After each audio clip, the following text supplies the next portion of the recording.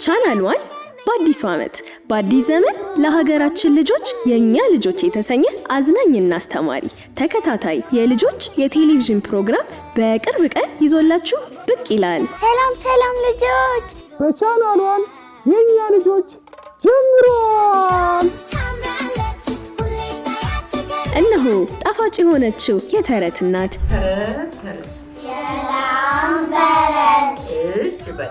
የጋሽ እሸቱ ፕሮግራም። እኔ ስሜ ጋሽ እሸቱ ነው። እሺ፣ የቁንጮና የዶጮ ጭውውት።